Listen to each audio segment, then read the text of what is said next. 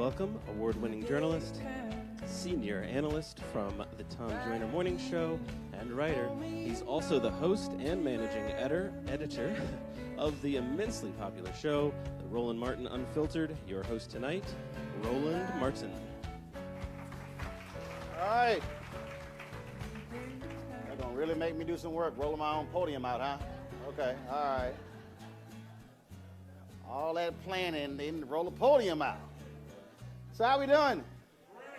All right, glad to be here. Glad to see all of you here. Also, we are live streaming this event, and so I want you to pull your phones out, go to social media, and tell folks they can watch our feed on our Facebook channel, Periscope, or YouTube. And it's real simple, youtube.com/Roland S. Martin. So tell all your folks to do so. And so glad to be here, glad to be at the, first of all, part of the American Heart Association Urban Health Accelerator-HBCU Showcase.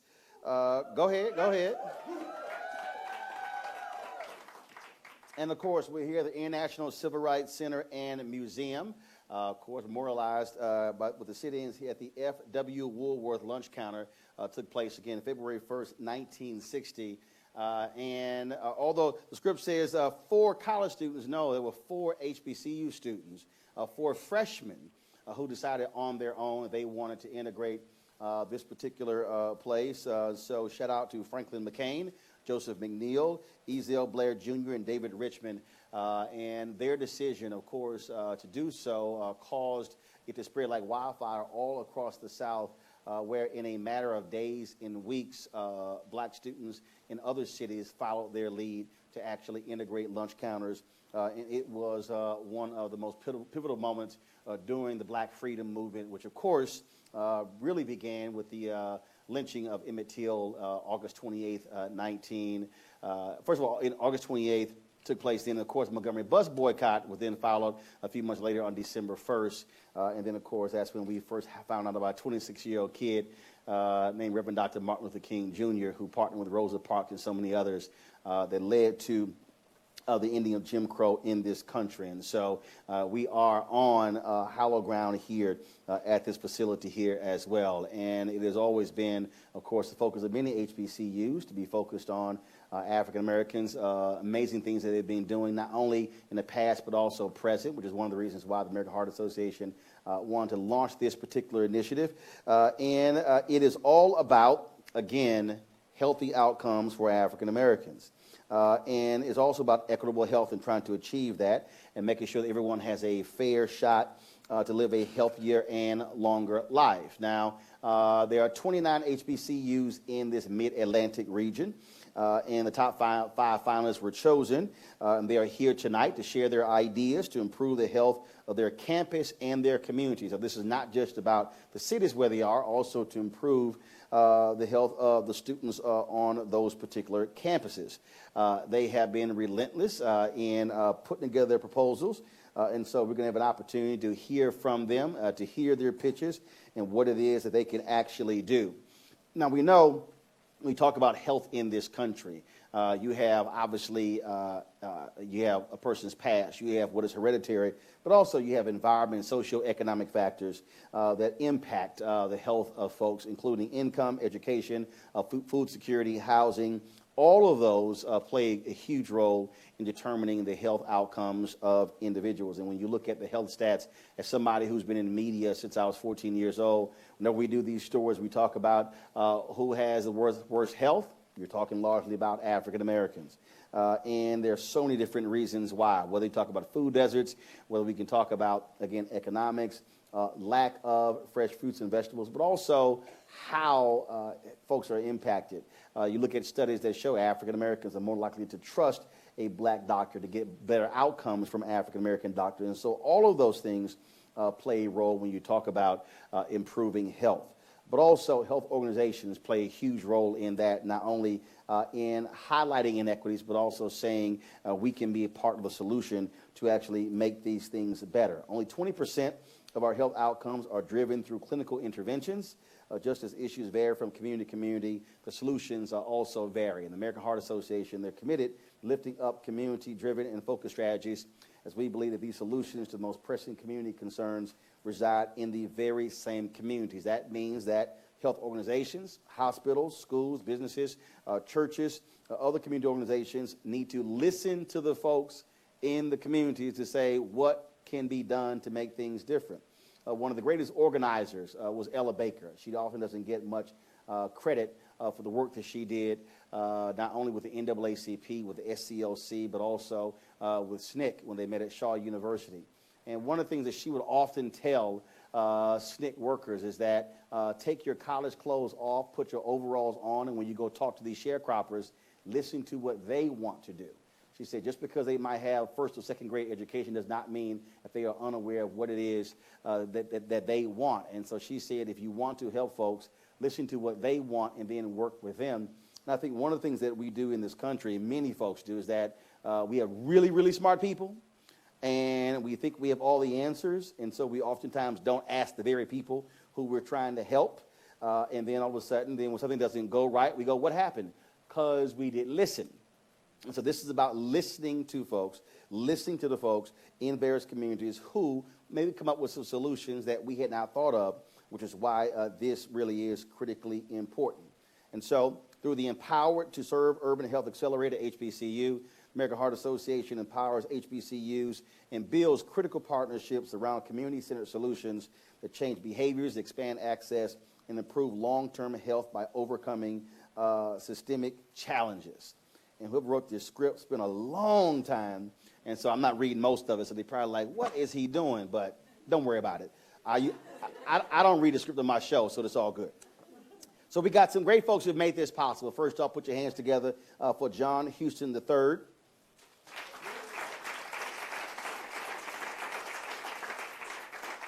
We join him in honoring his late wife, Barbara, through the Barbara W. Houston Legacy Awards that is funding these grants for HBCUs tonight. And so we certainly want to thank him for what he has done in making this possible. If this night would not be possible without him, again, partnering with the American Heart Association to fund this initiative for these smart HBCU students. And so we're grateful for his work. John could not be with us, but we certainly want to give him a shout out and thank you so very much. All right, we got some judges here.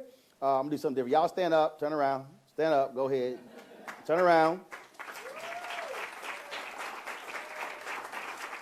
Ladies first, Emily Dickens is the Corporate Secretary, Chief of Staff at SHRM. She's an attorney with extensive experience in government. Turn back around. In government, higher education, and the nonprofit sector. She's a graduate of North Carolina Central University and North Carolina Central University School of Law. And she, obviously, you can tell with the green she's wearing, what sorority she's in, Alpha Kappa Alpha. So give it up for Emily Dickens.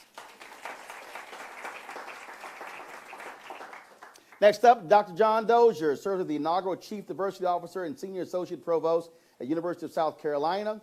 Prior to joining USC, he spent 10 years with the City Colleges of Chicago. I knew John when he worked there. He's a graduate of South Carolina State University and received his master's and doctorate from DePaul University. Give it up for John Dozier.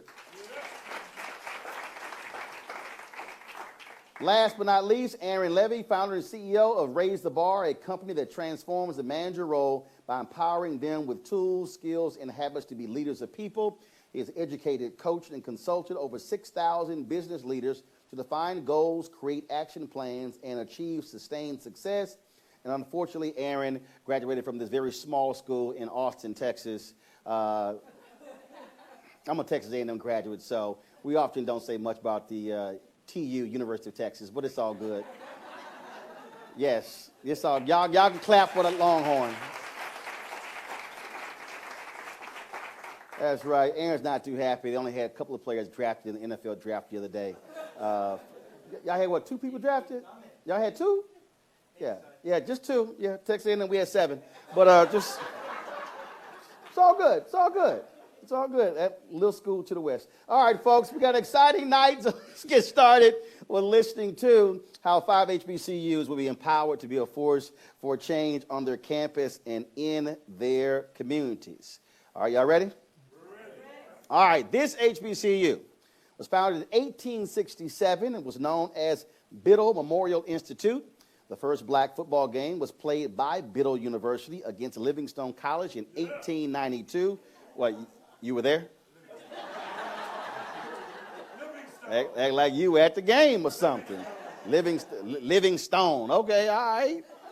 The phonetic spelling wasn't in here. The current name was given in 1921. Let's give a big welcome to our first school. Give it up, Johnson C. Smith University.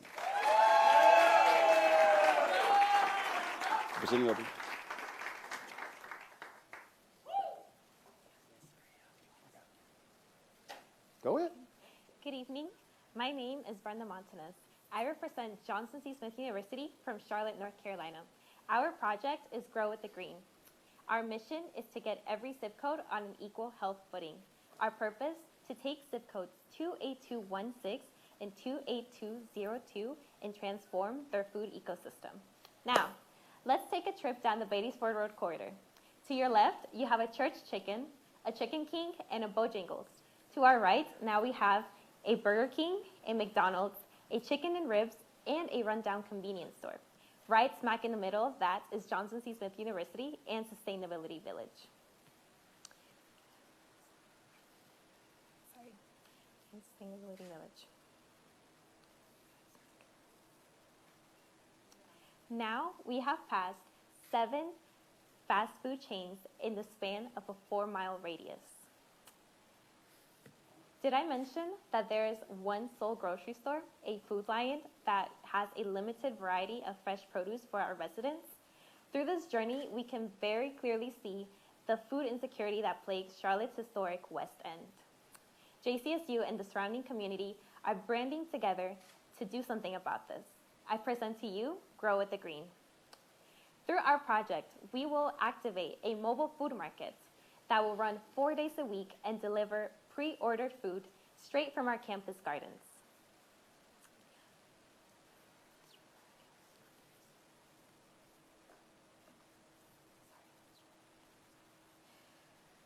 Our food will come straight from Sustainability Village, which is JCSU's garden. Currently, we have 23 greenhouses. I apologize. We have 23 raised beds. We have an aquaponics facility, a hydroponics facility, and we are open year-round. Oh, and did I mention that we are currently expanding? We will be adding 3 new greenhouses by the end of August of 2019. This will increase production and the size of our land. Currently, we have 1 acre. We will now have 8,600 more square feet of growing. This expansion will bring change to our community and allow us to increase more members. Through this, we will work together with the Rosa Parks Farmers Market that is already being implemented, and we will bring more people in attendance and increase the attendance size from 1,500 members to 2,500 members that visit this year-round. From this, we will be able to also work together with the children. Children are a vital part of our community, and they follow the habits that they see older adults seeing. We will target Bruns Academy, which is our local elementary school, and we will implement gardens as well as interactive workshops to work with the children and educate our future leaders. All of this is only in the span of year 1. Now, what does year 2 bring? Year 2 brings the expansion of the Gold Rail. Charlotte's light rail system is now expanding and will stop right in the middle, in the center of Johnson C. Smith University, giving people access to our Sustainability Village together with the Rosa Parks Farmers Market. This light rail system will diminish the impact of the lack of transportation, a prominent social determinant of health in our community. Together, although we cannot tear down the fast food restaurants that are already in this community, by allowing more accessibility to this fresh produce, we will be able to work with community members and allure them to the idea of choosing green instead of choosing grease. Johnson C. Smith University is located right at the heart of Charlotte's historic West End. Through this makes Johnson C. Smith University a critical point and the perfect spot for a project of this caliber. Take into account Sid. Sid discovered the Rosa Parks Farmers Market the summer of 2018. As he talked to me about how he changed his eating habits from fried to fresh fruits, he told me how he enjoyed the proximity of the Rosa Parks Farmers Market. Together, we can have more families eating healthy like Sid and decrease the social determinants of health that are impacting this community. Once again, my name is Brenda Montanez, and I am proud to be a Golden Bull from Johnson C. Smith University, bringing you Grow with the Green, where our mission is to set every zip code in a healthy food setting with our purpose starting with 28212 and 28202 to increase and transform their food ecosystem. Thank you.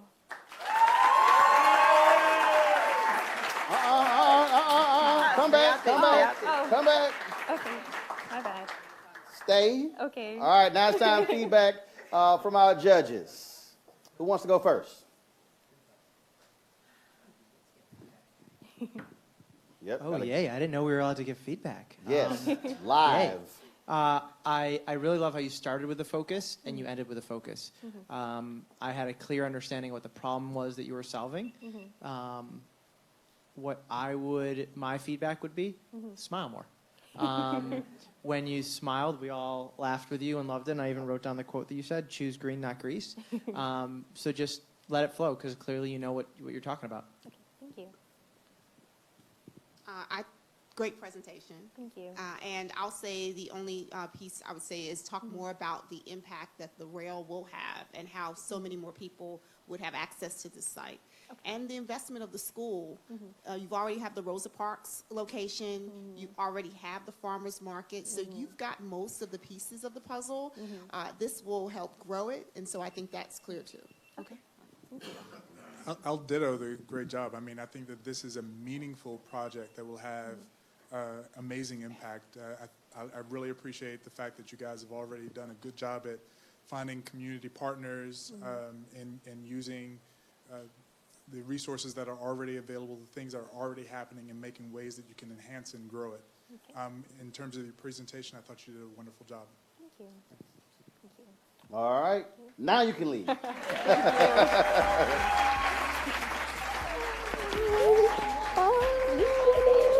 She was trying to take off. Had her track shoes on.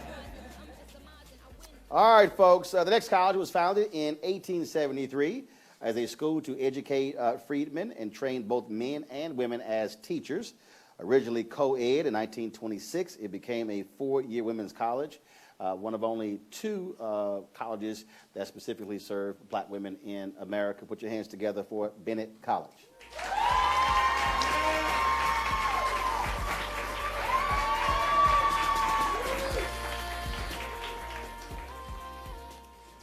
Hi everyone, my name is Victoria Williams. I am a rising junior journalism and media studies major from Charlotte, North Carolina, and I am the representative for Bennett College. Our purpose is to take the worry off of black women's hearts and to promote care within the women here in the Greensboro community. I want to talk to you about the Oasis, but before I do that, I want to share a story with you about Cherie. Cherie is a single mother of 3. She has the hardships of waking up every morning at 5 a.m. to get herself ready for work. She also has to get her kids ready for school. There are times where she has to do overtime to make sure she has enough money to pay the bills the first of every month.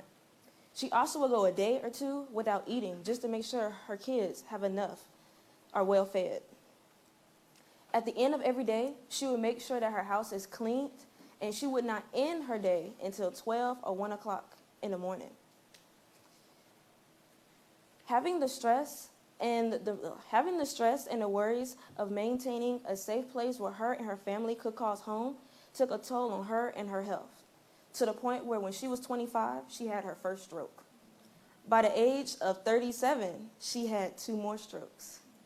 I am proud today to say that that lady was my mom. And those 3 kids were me and my 2 brothers. She's okay, just to let y'all know. She is doing okay. She get on my everlasting nerves, but she is doing fine. But it was unusual for my mom to have 3 strokes at the age of 37. But it's not unusual for black women to have a high stress level. Talking to neighboring women in the Greensboro community, they all had the same similar story, that they are the primary caretakers for their families. They're worried about finance, and they do not have the time or the money to go to the gym. Stress is the reason and the connection to a lot of health issues. Here in Greensboro, black women are number 1 to drop out of high school, being unemployed, living in public housing, and also living on food stamps. They're also number one for liver disease, high blood pressure, and also heart disease, American Heart Association. So this is where Bennett College and our idea comes into play. We at Bennett College want to create an oasis where women between the ages of 25 and 55 can come and erase their worries, erase their stress. Doing programs such as yoga to help relieve stress, also having a work and finance class to help them manage their money and help them prepare their resumes, also having a healthy food class to help promote healthy eating in their households. We would also like to do a child care system to help so that they will have a safe place to drop their kids off so that they can go and visit the oasis. We want to help, oh my God, I'm sorry guys, I am so nervous. This is my first time ever talking in front of people. But we want to help the problem by pulling it at the root. And by doing that, we have to start with stress. Stress is the reason of why there are a lot of health issues. And if we're able to relieve stress, then we're able to decrease a lot of health problems that's here in the Greensboro community. Bennett College, being one out of 2 all-women HBCUs, is the only school that can do this. Because we believe in 3 things: white dresses and pearls, sisterhood, and black girl magic. And that's it. You're done? Yeah. All right, cool. You trying to make sure?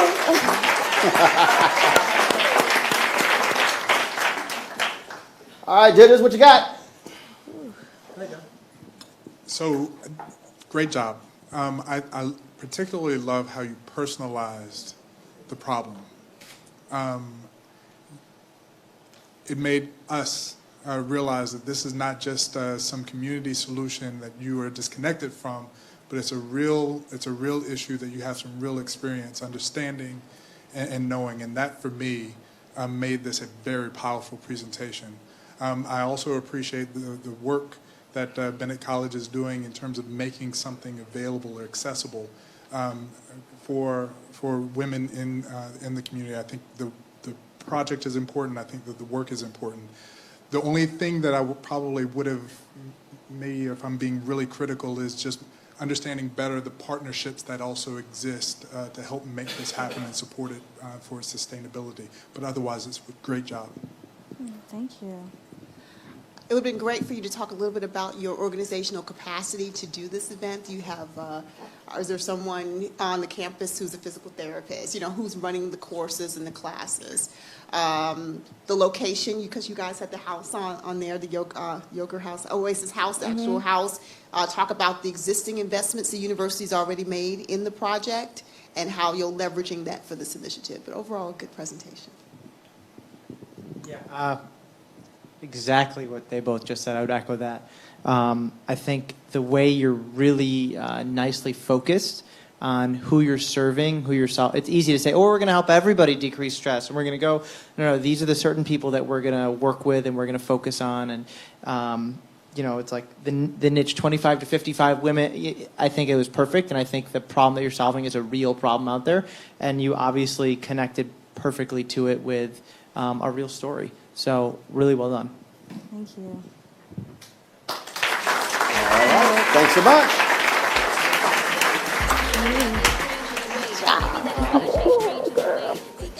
All right, folks, next up, the Historically Black Public Land Grant University, founded in 1882 as the United States' first fully state-supported four-year institution of higher learning for African Americans. Put your hands together for Virginia State University.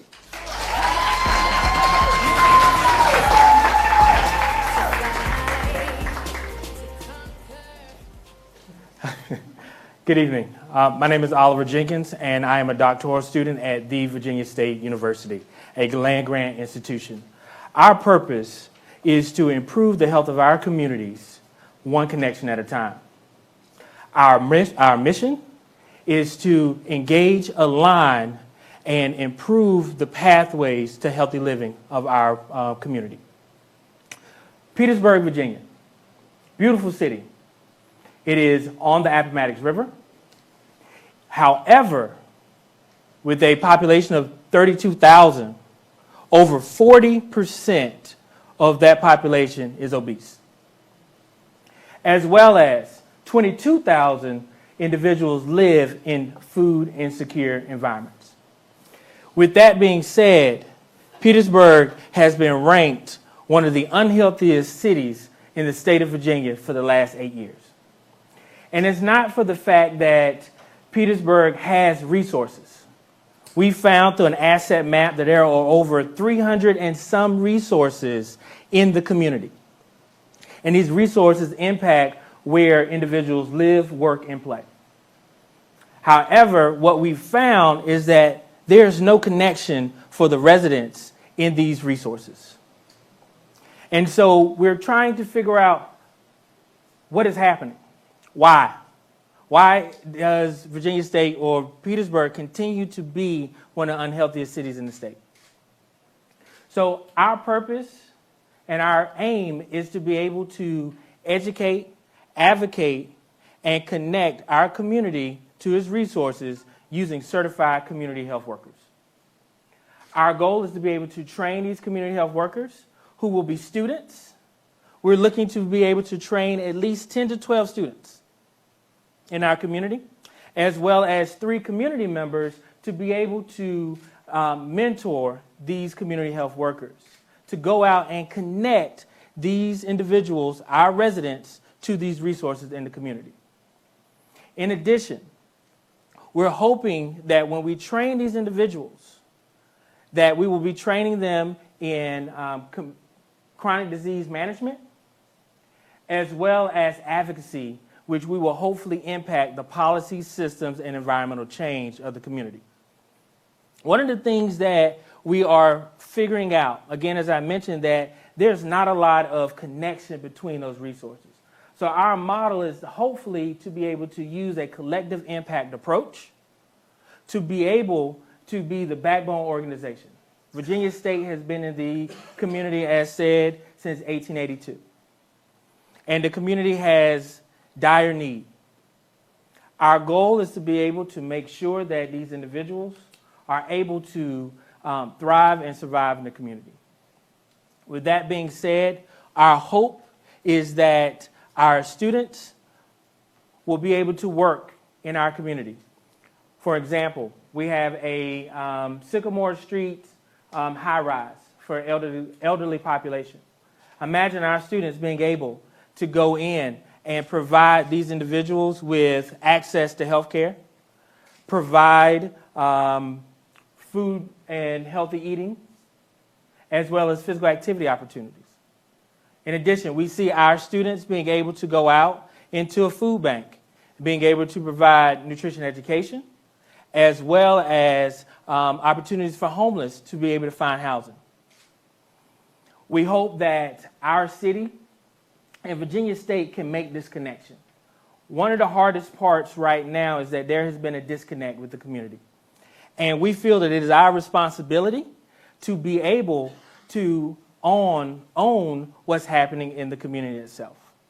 Virginia State has a purpose in being able to improve the community. Again, our purpose is to be able to connect the community with one connection at a time, as well as being able to create these pathways. Thank you.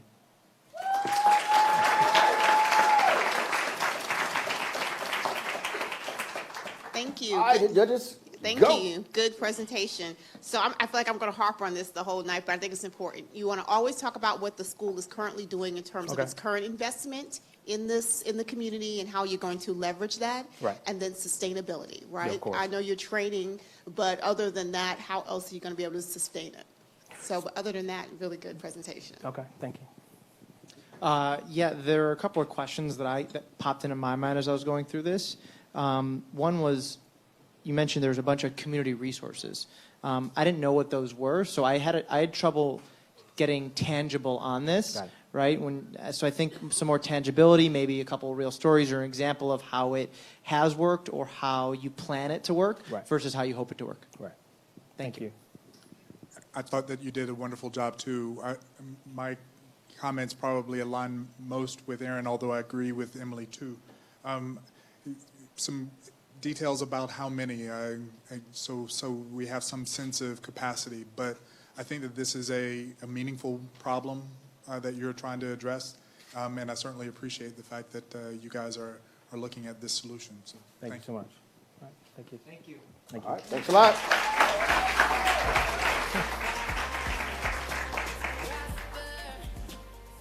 All right, folks, the next university was founded as the Slater Industrial Academy in 1892. It received its name change in 1925 when it became the first black institute in the nation to grant degrees for teaching the elementary grades. Give it up for home state, Winston-Salem State University.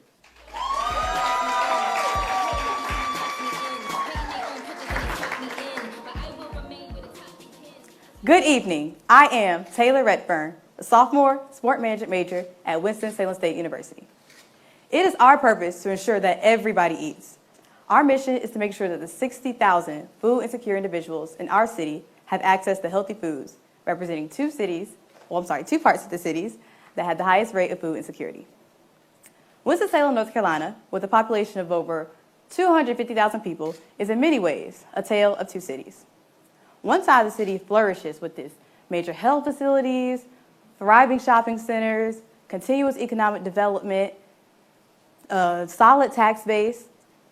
And the other side of the city, surprisingly, literally 5 miles away, across Highway 52, is East Winston, which is a predominantly black area, being that 50% of people are African American.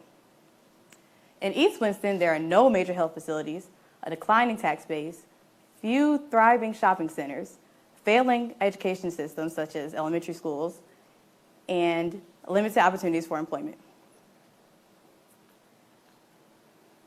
Winston-Salem has about 21 food deserts. This means that the area is void of fresh fruits, vegetables, and overall healthy foods. 1 in 2 people live more than a mile away from a grocery store. 1 in 4 children live in a food insecure home. This means that in Winston-Salem, about 20,000, I repeat, 20,000 children go home hungry every night. Winston-Salem State University sits directly in this community.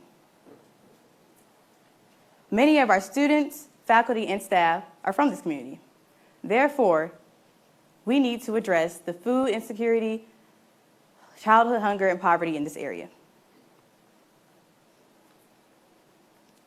This is all one city with 2 different stories. In addition, a lot of the area has a lack of jobs, which means limited opportunities. Education could help, but it's not equitable. The schools are not equitable. Local data shows that all of East Winston schools have received a grade of C, D, or F by the Department of Public Instruction. Now, our Title I elementary school has around 700 students, 99% of those students receiving free or reduced lunch. Now, we all know that when a child goes to school hungry, their immune system is compromised. This leads to a vicious cycle of repeated illness, missing days from school, and overall poor academic performance. Now, what does this all mean? Bishop Desmond Tutu once said, "There comes a point where we need to stop pulling people out of the river. We need to go upstream and find out why people are falling in." So our initiative at WSSU is to address food insecurities through poverty, childhood hunger, and economic immobility. So what we're doing is we're going upstream, and we're finding why these people are falling into food insecurity. We're finding the roots and the causes of food insecurity in our community. There are 3 phases. Phase 1, we want to partner with grassroots initiatives to make sure that residents learn about urban gardening. This will lead to economic stimulation and can eventually branch into East Winston Farmers Market and a mobile produce unit. Phase 2, childhood hunger. What we want to do is implement an after-school and summer program that teaches children about physical activity, nutrition education, and urban gardening. What this will do is empower children to become the community advocates, become urban farmers, and become entrepreneurs when they're older. Phase 3, this is the most important phase. What we want to do is, as WSSU, partner with the community. We want to have a greenhouse on campus. We want to have a mobile produce unit. We want to have a farmer's market. This will eventually help our community, as we'll have healthier lifestyle, we'll have less chronic disease risk factors, and overall just a better community. Now, we also have 2 amazing community partners. Michael Banner, who is the leader of the initiative, said that he advocates for fresh food at the home and in the community. WSSU prides themselves on this motto: enter to learn, depart to serve. Once again, I am Taylor Redfern, sophomore sport management major representing WSSU, where we want every adult to have access to healthy food and every child to not go home hungry. Thank you.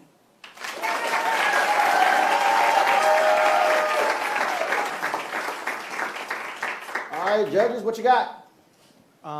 Very compelling problem. And I love that you all are, the way you're focused on it, your energy around it. I wanted to hear more about how you're solving it. I think we got, the 3 points and some of the community partners. But as Emily will probably say in just a minute, I'll let her say it. I want to hear more about what your proposed solution is, how you're doing it, if you're currently doing it, who's helping you, some more about that.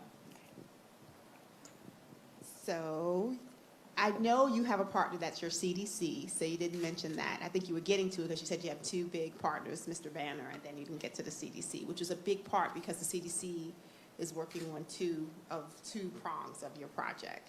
So again, you're leveraging an organization that's been existing for a number of times, a number of years, it's sustained itself. It would have been helpful to mention that.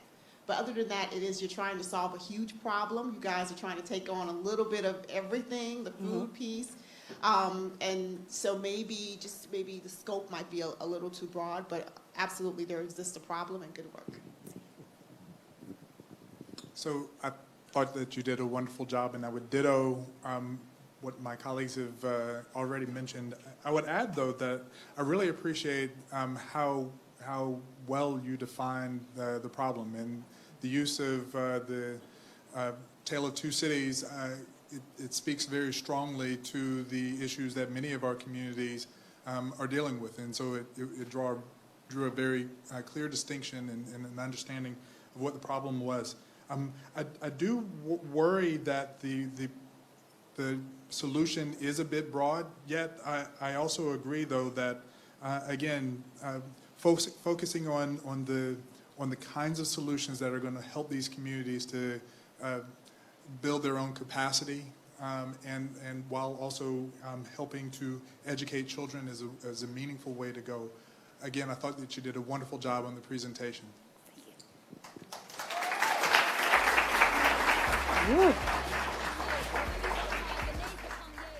All right, folks, next up, founded in 1867, this school has played a huge role in American history and the Black freedom movement. It's a national leader in studying health disparities among people of color, definitely studying health disparities among Black folks, and one of the America's top institutions for training women surgeons. And so, last but certainly not least, put your hands together for Howard University.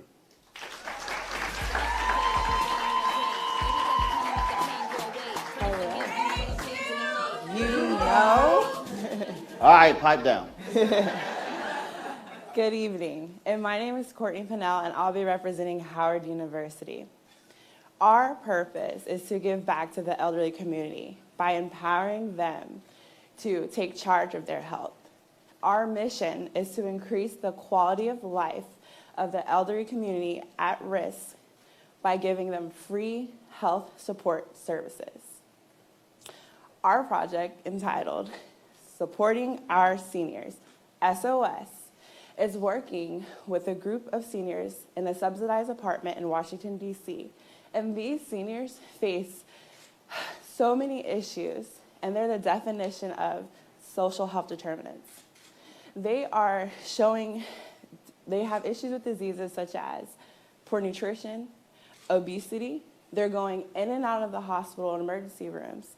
They're working with physicians who they believe that don't care about them, don't understand them, and they can't connect with them. And they're showing poor management of their chronic health conditions. So we decided to create a focus group to go into this senior apartment and talk to them to figure out what exactly are your issues. And what is surprising enough is that they're taking medications and they don't even know why they're taking them. They're literally just taking pills because the doctor has told them. They're experiencing a lot of pain. They're not moving. Mr. Joe, he's a sweet man, and he talks about there's this gym in the apartment that he wishes he could go to and walk on the treadmill, but he can't because his knee hurts so bad that he can't get out of the bed. Then Mr. Joe's best friend, he's over with pain all over his body, and he doesn't move. Mr. Frank, he stays in the bed, and the only time he gets out is to go to his dialysis treatment. Miss Josephine, sweet older lady, has this big old bag and is full of medications. She doesn't know the name of the medications. She doesn't know why she's taking them. All she knows, the doctor tells them to take them. And when she does take them, she has no energy. And the little bit of energy she does have is just enough to make her breakfast. And so we have another gentleman who openly expressed to us, yeah, I take all my medications in the afternoon. 17 pills at one time in the afternoon. That is a problem. But SOS, we want to step in and we want to support our seniors. So Howard University got together the 5 disciplines: occupational therapy, physical therapy, nursing, nutrition, and pharmacy. And together we created a team that's going to work on a weekly basis to teach information seminars and educational training to these seniors. We're going to talk to them about medication management. We're going to go in and talk to them about how to move, even if you're in pain, and the importance of moving. We're going to give them food demonstrations and teach them about healthy eating and healthy living. So, what is the solution and what are we adding? Well, we're adding in another layer of healthcare services. You can go to the doctor or you can get released from the hospital, but then you go home and what do? You have unanswered questions. And we're going to step in and we're going to bridge that gap to answer those questions. And not only does this benefit the seniors from education and information, but it's a social aspect. They're going to be meeting with students, and they're going to feel valued, and they're going to feel cared for.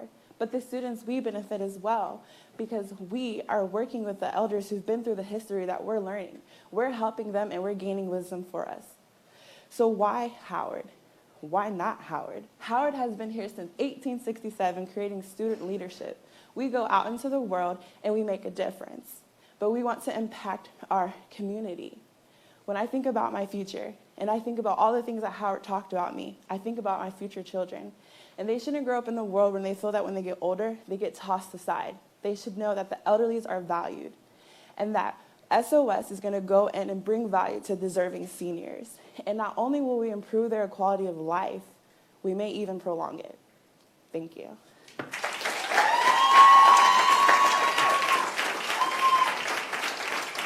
Here comes the judge.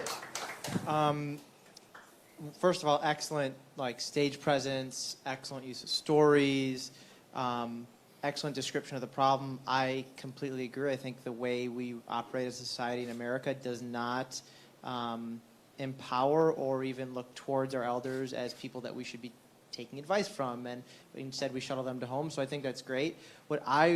As I'm looking at this from the AHA perspective, is I want to know more about how does helping and serving the elderly have a bigger, broader societal impact besides for just we'll learn more and they'll benefit and feel better, because there's more beyond that, right. From their impact on the healthcare system to some other things that I would have loved to hear. Right.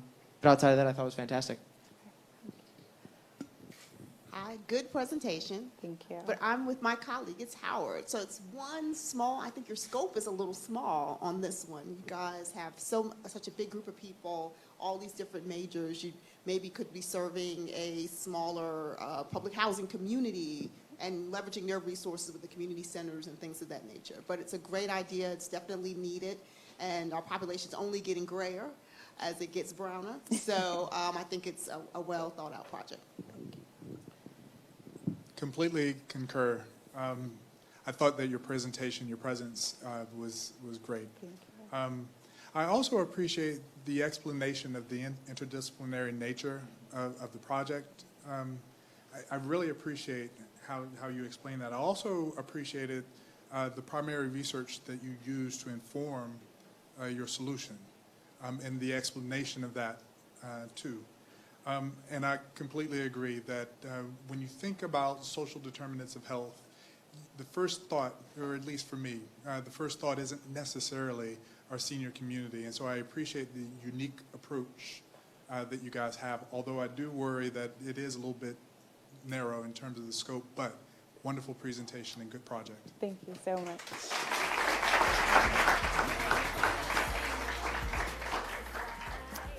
All right, folks, right now our judges are going to step out. They've got some deliberating to do, and so they got some work to do. And while they're out, we've got something planned for you. And, of course, we're talking about HBCUs, and I've run to some folks in here, and so you often hear me talk about, you hear the phrase the Divine Nine, that is the 9 historically black fraternities and sororities.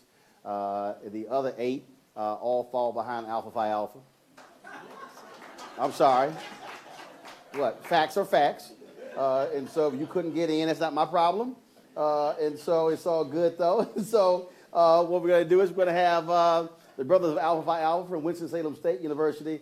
They're going to show you how we do the damn thing. So y'all come on out here and let's see the Alpha brothers step a little bit. Come on.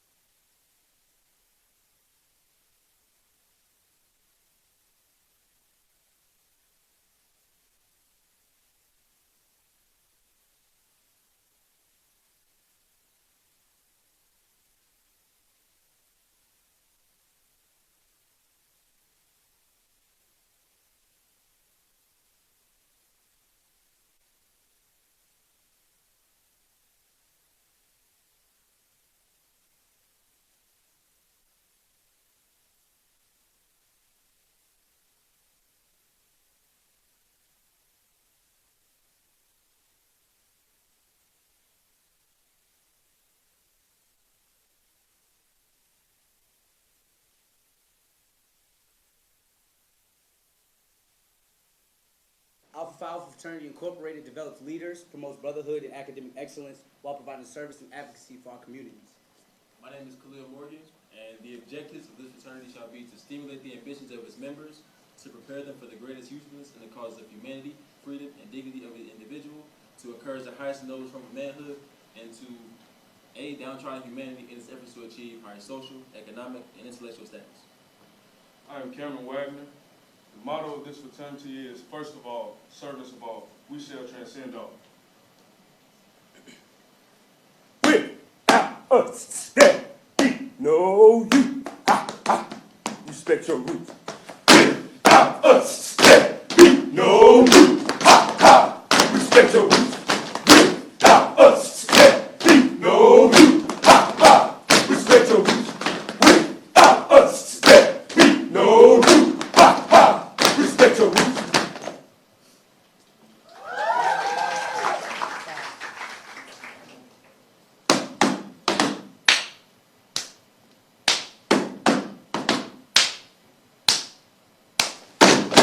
All you lovely ladies that are hurting right, all those other brothers just want you to right.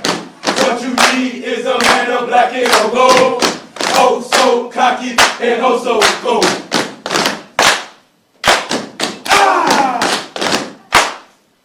It's all about the alphas, baby. It's all about the alphas, baby. 8506. It's all about the alphas, baby. It's all about the alphas.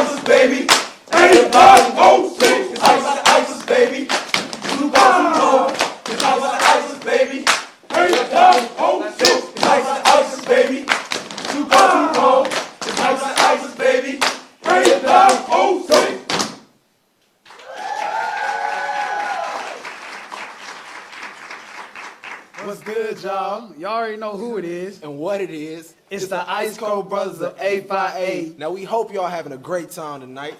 But please,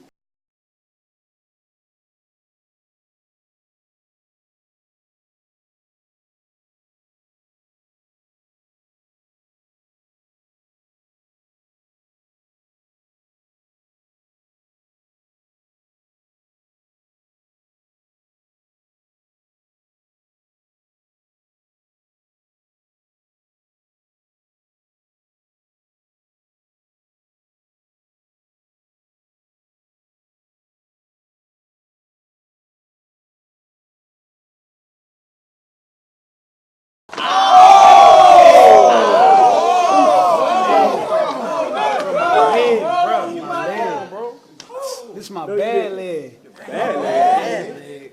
Yeah, y'all ain't got a bad leg? It is getting cold out here. I think we need to stretch it out, man. I see what you're talking about now. Yeah, I feel it. It's tight.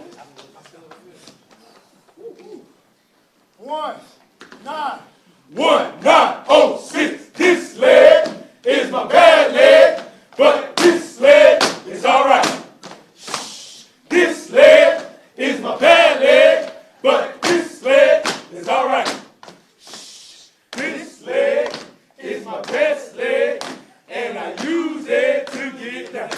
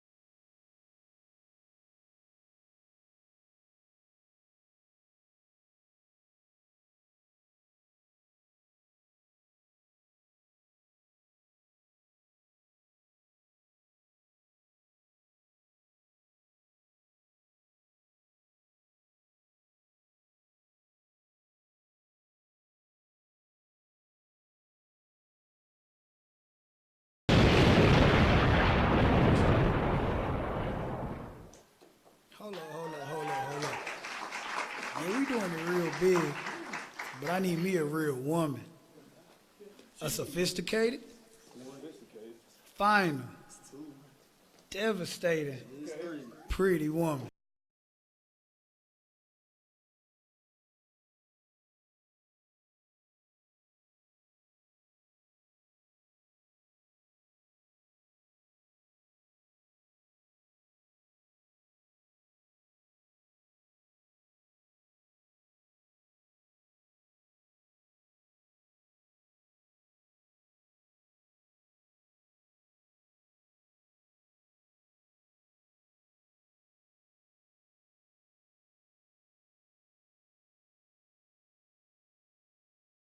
Tryna be real, baby, just to let you know.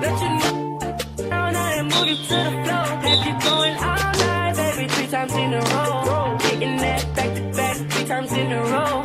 3 times in a row, 3 times in a row, 3 times in a row, 3 times in a row, 3 times in a row, 3 times in a row, 3 times in a row, 3 times in a row. Yeah. You wanna talk?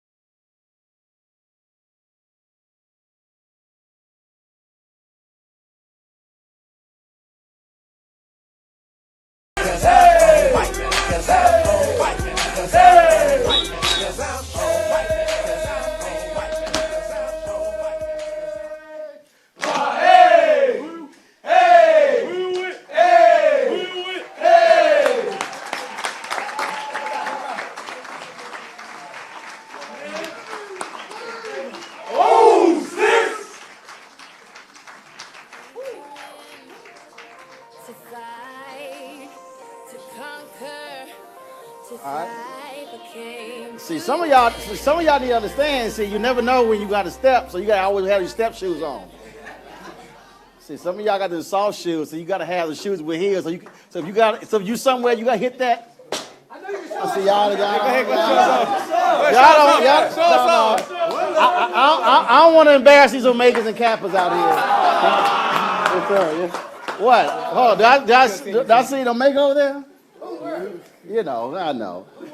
I tell about the time, who's your daddy? All right, Jester. Yes, sir. I guess we do a roll call. So, any AKs here?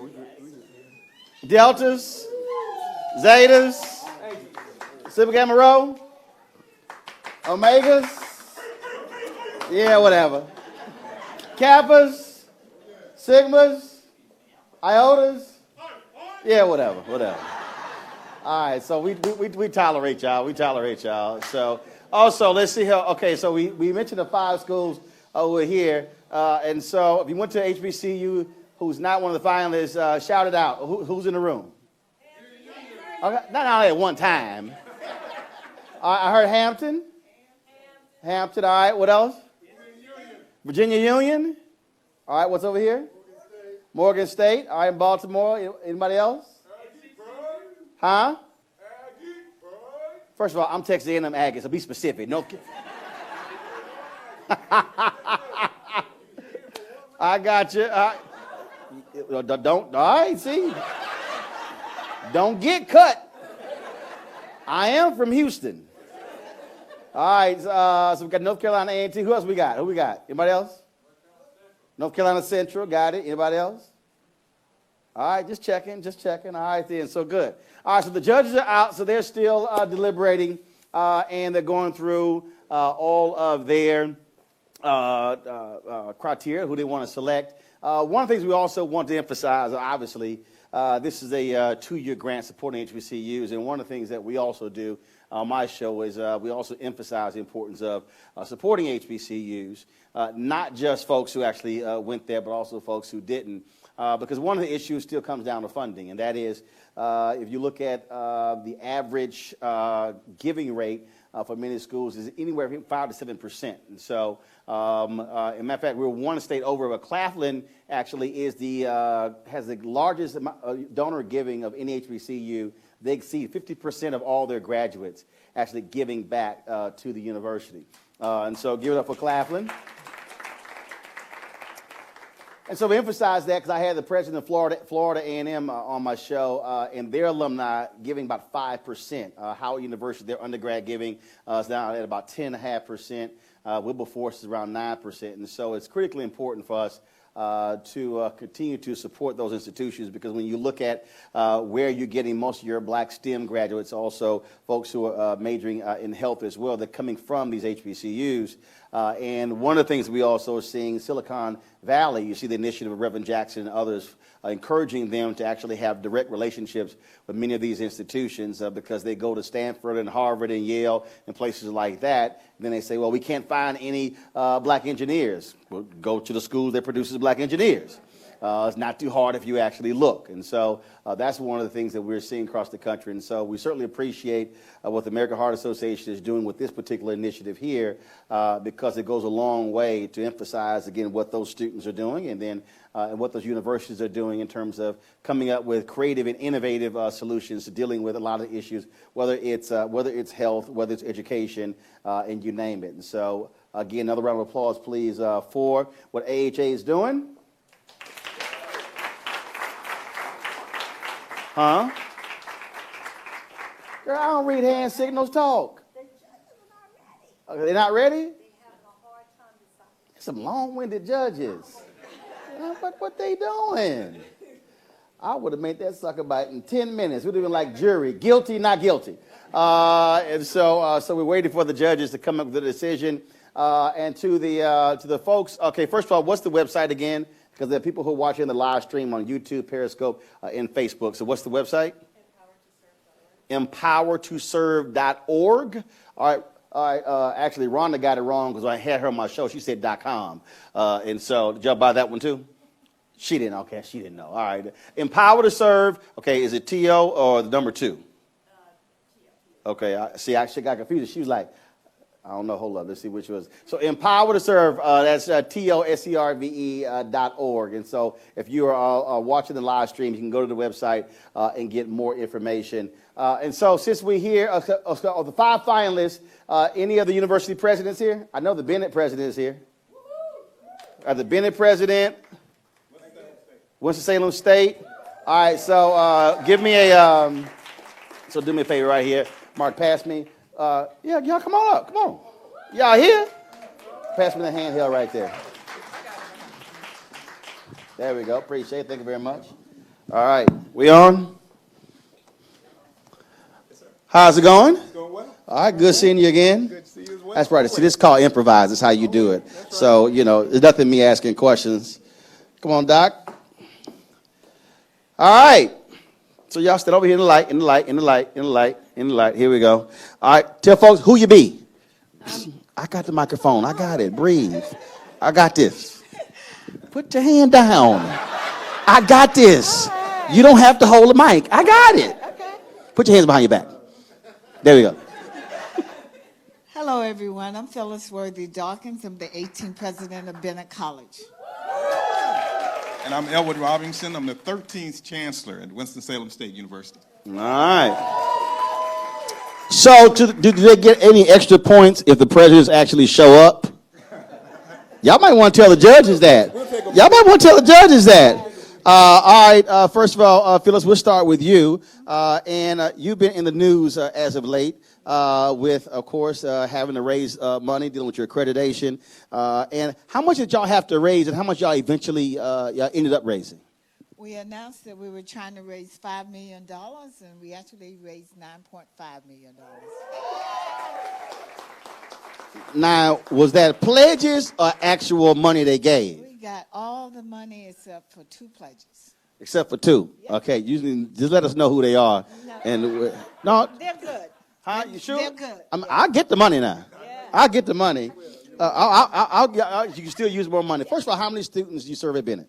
In our fall enrollment, we had about 465 students. Okay, and obviously, Bennett is private. Winston-Salem State, you're public. All right, and so how about you? How many students you're having to deal with? 5,200 students, and I just want to get a shout out to our alumni. You talk about alumni giving. We are up this year about 25% in alumni giving, and so we're making great strides in that area. So hats off to all WSSU alumni. All right, then. Now, of course, Yes, our alum give between 30 and 40%. Okay. All right. Number three. All right. So first of all, commencement is coming up, and I'll be doing University of Virginia, Lynchburg, and also Bowie State. So those will be the 17th to 18th commencement speeches I've done. So who y'all got speaking at your commencement this year? We both share the same person. Kwanzaa Jones. How y'all get the same person? She loves this part of the country, and she wants to make major investments in this part of the world. Ah, that's why you did it? Well, Kwanzaa gave us $1 million towards our Stand With Bennett campaign. Oh, hell, that'll do it. That was easy. And she has an aunt and a mother that went to Bennett College. Oh, yeah. That was it. Absolutely. That was it. So how many ceremonies do y'all have? We just have one. Just have one? Now, do you have your band there or the choir there or? We have the symphonic band, and we also have the choir. How y'all got the symphonic band at the graduation? First of all, if y'all, hold on, how about y'all? What you got? At the choir? See, I'm telling y'all, go to YouTube. If y'all want to go to YouTube, and just type in Roland Martin and Grambling State graduation and South Carolina State graduation. Oh, yeah, I turned that sucker out with the band. So I made the symphonic band get funky. So I ain't come to HBCU, hear the symphonic band. I said, we didn't do that. Well, you remember our graduation last year where we had the drum majors come up, right, and do the split? You don't remember all that? No, I remember that because I wasn't a speaker, so I don't remember that. I was at Texas Southern University last year doing both of their graduations. I know. Even though I keep getting emails every year from Winston-Salem State alumni saying, you should come do our graduation. I say, all y'all got to do is invite a brother, Chancellor. I'm on it. Let me write that down. I got it. Chancellor. Damn it, write that down, Chancellor. Write that down. So, first of all, in terms of what's the most important discipline at Bennett, in terms of you're known for and what area students come to Bennett for? Right. Business is our #1 major, followed by biology and social work and journalism and media studies.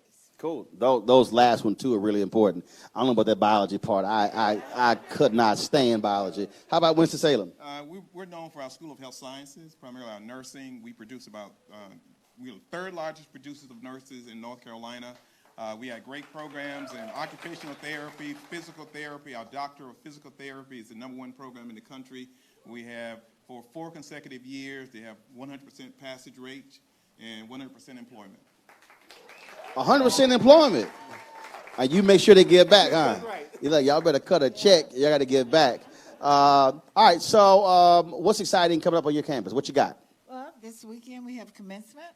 And so on Friday we have Reverend Dr. Wesley from Alfred Street Baptist Church. He's our baccalaureate speaker. And then Kwanzaa Jones is our commencement speaker. Okay, explain to folks the difference of having a baccalaureate speaker and a commencement speaker. Just like, they'll have me as a convocation speaker. Nobody black has been able to explain to me what the hell a convocation is. It's just a program, right? I had a whole big deal at Shaw. They were like, oh, it's the convocation. I'm going, explain it. Nobody could explain what a convocation was. It's just a special event. All right. It's a special event other than a commencement. Is that for like the really smart students? No, it depends on the theme, okay, and what you're trying to do. So you have convocations, you have special events, you have all kinds of activities throughout the year. All right, y'all got a baccalaureate? No. We don't. You like one ceremony, then we going home. That's it. We're out. It's like one ceremony. All right, now do y'all allow parents to bring noisemakers and make noise? Because, you know, some of these colleges get real, they start tripping. You can't say anything. It's a solemn occasion. Like a damn funeral at a lot of these graduations. So y'all got rules? No. No. It's pretty live up in there. Yeah. Did y'all see the video from last year? Look, he just stood back. It was kind of like, okay, it was like a talent show. Y'all got 20 seconds the graduates are walking across the stage, hopping up and down, doing a church dance. Right, you just stood back. Shaking my head. Right, but that's what you let them do. Because a lot of, now, do you govern them accordingly? What? See right here, I knew right there. I knew somebody's going to be a church lady right here. She's like, don't y'all walk across the stage acting the fool. Go ahead. We try to control it. We limit the space that they have to walk. Come on, Doc, that's foul. Come on. You got folks been at 4, 5, 6, 7, 8 years. They finally graduate, and y'all were streaking the stage. Yeah, but we try to make this a very special occasion. The Bennett Bells do it well, right, ladies? See, right there. Right there. I will never be the commencement speaker because we going to turn that graduation out. Oh, trust me, y'all going to get up and do the church happy dance. Y'all actually shrunk the stage. Yeah, well, we kind of orchestrated so there's not too much room for them to, No, it's graduation. But they do it anyway. Y'all ain't shrink the stage. Y'all increased the stage, huh? We increased it. Right. We increased it. Give them more room. Right. I just tell, the guys that, whatever you do, just be quick. Right. You get the Kappas up there and they got to get all they little shimmy. One pulled out a cane. I said, don't be pulling out a cane. Should have smacked him upside his head. Go. That's right. Then, of course, you got the Omegas. They just started hopping around and just losing their mind. They try to jump over my head, because I'm an Omega. Oh, you're in that youth group? Yeah. You an Omega? Yes. Oh, okay. Yes. I'm sorry you couldn't get in. I'm sorry. Pray for him, y'all. Pray for him. You're a Delta? I'm a Delta. All right. Okay. All right, then. Well, cool. Okay. All right, then. Well, look, we appreciate both of you being here, supporting your institutions of higher learning, and we'll see who comes away. I think they should give at least a couple extra points with President showing up. I'm just saying. Go ahead. I'd like to thank the Alphas for giving to Bennett during the Stand with Bennett campaign, as well as the Omegas. How much did they give, and how much did the Alphas give? Alphas gave us $31,000. The Omegas gave us $20,000. The AKs, no shock. AKs gave us $100,000. Yeah, they got. Yeah, they keep all the money. And the Deltas gave us about $60,000. Okay. All right then. All right. Well, appreciate it, Doc. Women give. Women give. Yeah, because y'all take the checks. Yes. Duh. Absolutely. And thank you so much, Roland, for supporting HBCUs and all you do. I appreciate it. Thanks so much. All right, we'll take a picture. Take the name. Look like billboards. Take the name tag off. All right, slide over here, Doc. You're in the middle. All right, here we go. All right, here we go. All right, thanks. Hey, where you going, man? She walking down. You go. Come on. You obviously help her. What is? Man, put your camera down and help the woman down the step. Where you from? Are you from here or you live here? Where you from? Where were you born and raised? The redneck Riviera of Florida. You were born and raised in Florida? They didn't teach y'all how when a woman walking down the steps? Man, we were in Texas. We would take you to the woodshed right now. All right, then. Are we ready for the judges? All right, cool. Judges, come on, let's go. We ready to go eat. We got some. Well, did they leave the building or something? I mean, where did they go?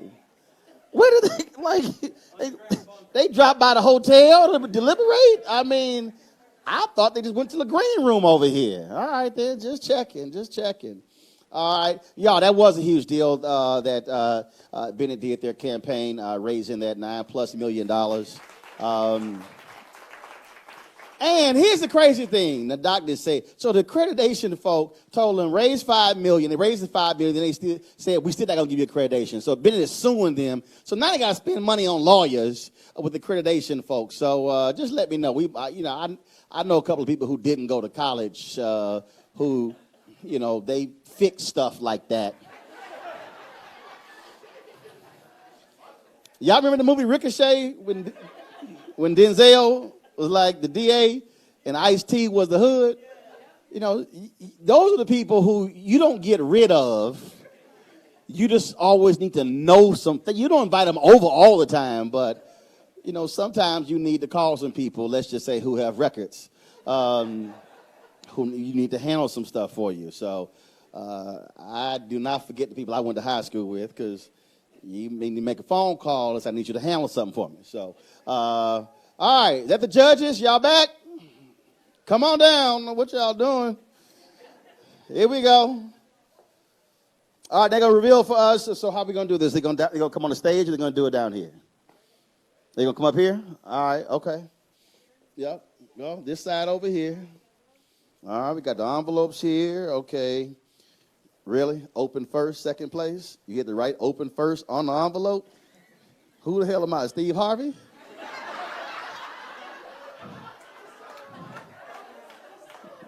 He ain't Omega. I'm an alpha. I always go to read second place first. I'm just saying, all right. No. Y'all got to own this. Y'all got to stand up here. Come on. Don't be trying to sit here and leave it on me, get cussed out, who didn't place. I don't know if I want to be that close to you. Yeah, I know, you're a Longhorn.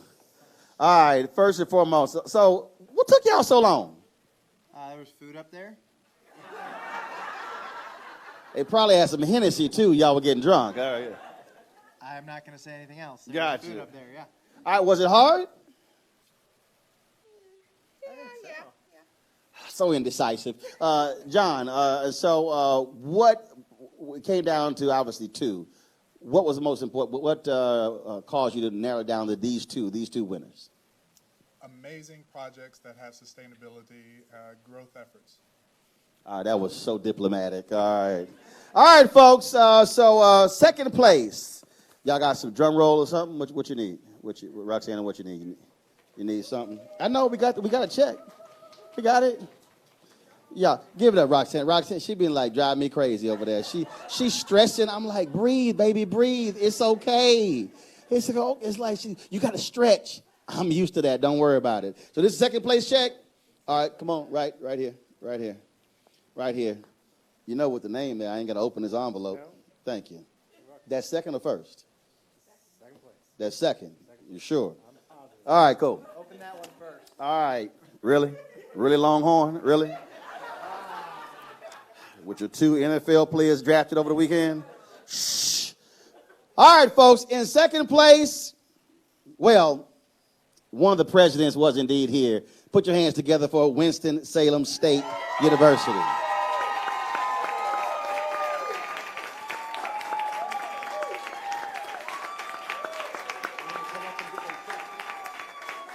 Come on, Chancellor, come get the check.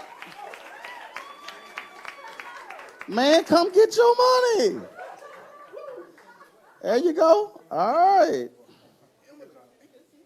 right. Elwood, happy. All right, we got a photographer. Hold up. So they got the presenter. Step on over here. Yeah, y'all stand right over there. Get your photo. All right, get your photo. Provost, come on. All right, we'll slide over here. All right, man. Give me. You ain't gonna unlock. I know what I'm doing. Oh, you don't have to. See, I'm an alpha. I read it. You hold the phone button down, it opens. No face recognition. See, I told you I know what I'm doing. Ain't the first time I took a photo. I mean, dude got a BS in journalism. I mean, I only run 3 black newspapers, but I'm just saying, we ain't never took a photo. Oh, good job. I don't need you to tell me good job. I know what I'm doing. Act like I'm new as well. I got photos that run on newspaper front pages, and I could take a photo and help women down the stairs. Give it up for Winston-Salem State, y'all. Give it up.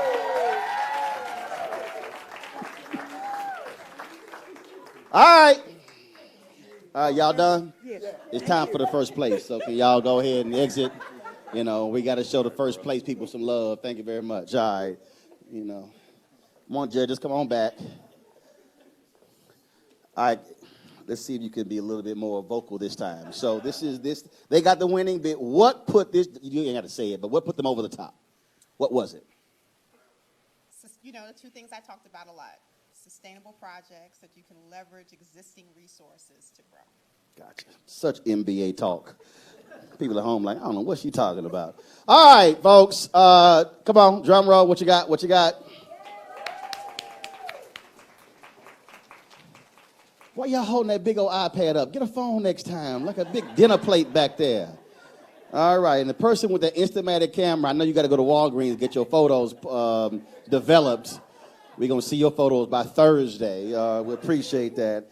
The winner of the American Heart Association, this urban health initiative,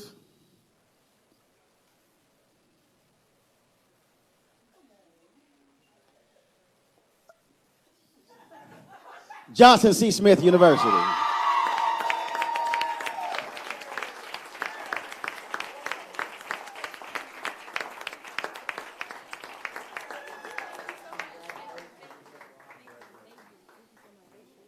right, way to go, way to go, way to go, way to go, way to go. All right, way to go.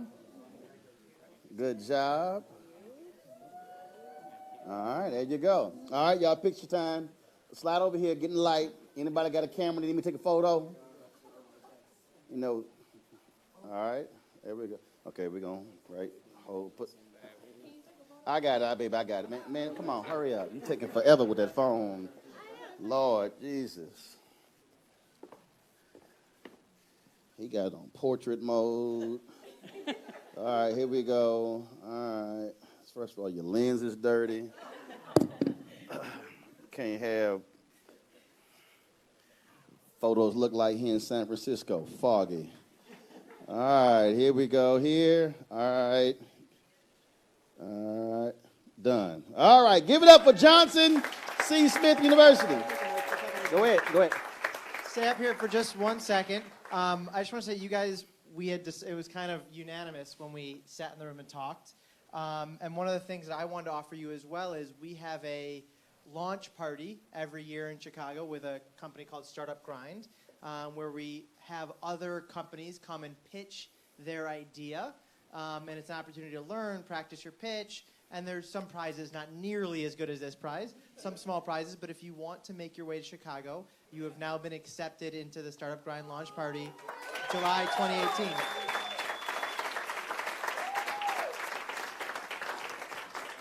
So when is that pit? When is that? July 18th. July, because I was about to tell you, don't go no damn Chicago between October and May.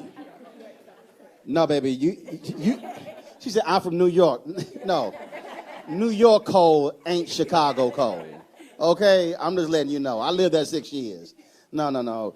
Chicago cold will remove the blackness from you. It just is cold. It's cold. All right, so give it up again for Johnson C. Smith.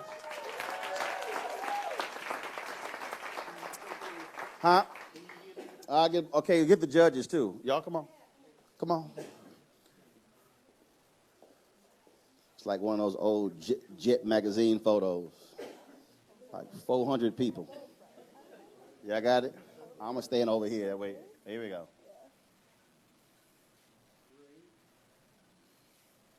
All right.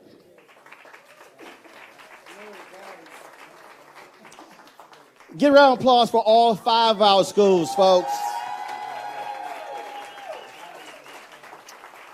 And of course, tonight's event is part of an overall strategy by the American Heart Association to empower communities to get healthy and to strengthen those efforts where people can actually transform their communities and get folks to live a healthy life. And so they're putting their money where their mission is, and we appreciate them doing this by providing resources to these organizations and entrepreneurs as well. Don't forget, folks, again, the National Empower to Serve Business Accelerator began May 1st. Ends June 28th. It is open to everyone, the folks in here, the folks who are watching the live stream. All you got to do is go to empoweredtoserve.org/accelerator. And they have, of course, resources to help guide you to be a voice of your community. And so the folks there will be chosen as well. And remember, you got 50 million Americans living in under-resourced areas that are impacted by health. And 50 million folks, they need your help to also change. And so we're looking forward to that happening. So again, that began May 1st, ends June 28th. The website is empoweredtoserve.org/accelerator. And so Look forward to that. All right, folks, now we're going to have our judges back first of all, we already did that, so we good there. What we got, Roxanne? Anything else? Nothing, that's it? We can go? We can go eat? There's more food? Somebody invited me here. So she said, I'm going to go take you to get some barbecue. I'm like, in North Carolina? I'm from Texas, stop it. That ain't even a conversation y'all want to have. That's like having gumbo in Idaho. Ain't the same as Louisiana, so just stop it. Okay, all right, y'all. I want to thank everybody for coming out. I want to thank also, of course, the museum for hosting this. This is a fabulous place. It's my first time here, so I'm going to be like some of the folks walking around and checking out some of the exhibits. And so we appreciate everyone being here, all 5 schools, American Heart Association, everybody else who has played a part of this. We certainly appreciate that. So we look forward to October for the national event, and that's going to be good. Where's it going to be? In D.C., as long as it ain't in Chicago, we good. And so I look forward to that. So thank you so very much, folks. And don't forget, as soon as this is over, of course, when we stop our live stream, people can immediately see this whole program on Facebook, Periscope, as well as YouTube as well. So we want you to go there, share it, like it. And we want as many people as possible to see this. And we'll also be breaking up the different presentations and clips and sharing them on Instagram, other platforms as well. And so for all of us at Roland Martin Unfiltered, we certainly appreciate it. Glad to see all of you. And as they say, you ain't got to go home, but you got to get the hell out of here. Take care.